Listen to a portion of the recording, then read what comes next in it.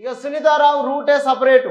గాంధీ భవన్లోనే మహిళా కాంగ్రెస్ అధ్యక్షురాలు ధర్నాలు, నిరసనలు, సొంత పార్టీ నేతలపైనే ఆరోపణలు, పదవుల కేటాయింపుపై తీవ్ర అసంతృప్తి, క్రమశిక్షణ కమిటీకి ఫిర్యాదు. ఇక మహిళా కాంగ్రెస్ రాష్ట్ర అధ్యక్షురాలు సునీతారావు సొంత పార్టీ లీడర్లపైనే, కాంగ్రెస్ పార్టీలో అదొక స్వేచ్ఛ ఉన్నది, ఎవరిపైన విమర్శలు చేయవచ్చు. అట్లా కాంగ్రెస్ పార్టీ మహిళా అధ్యక్షురాలు సునీతారావు గాంధీ భవన్లోనే ధర్నాలకు దిగడం ఇప్పుడు హాట్ టాపిక్గా మారిపోయింది. ఆమెను గోషావాల్ నుంచి రాజాసింగ్ పైన కాంగ్రెస్ పార్టీ ఎమ్మెల్యే టికెట్ ఇచ్చి బరిలోకి నిలిపితే అక్కడ ఓటమి పాలైంది. ఇప్పుడు ఏదైనా ఒక నామినేటెడ్ పదవి కావాలి, ఎమ్మెల్సీ ఇస్తారని చెప్పారు, ఎమ్మెల్సీ ఇస్తలేరు, కార్పొరేషన్లు ఇస్తామన్నారు, అవి ఇస్తలేరు.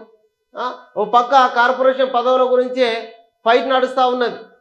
ఇప్పుడు సునీతారావు కూడా నేను కూడా లైన్లోనే ఉన్నా, నాకు కూడా ఏదో ఒక పదవి కావాలని చెప్పి ధర్నాకు దిగడం, అట్లనే పిసిసి చీఫ్ పైన విమర్శలు చేయడం ఇప్పుడు హాట్ టాపిక్గా మారింది. పిసిసి చీఫ్ మహేష్ కుమార్ గౌడ్ వాళ్ళ సొంత బంధువులకే పదవులు ఇస్తూ ఉన్నాడు.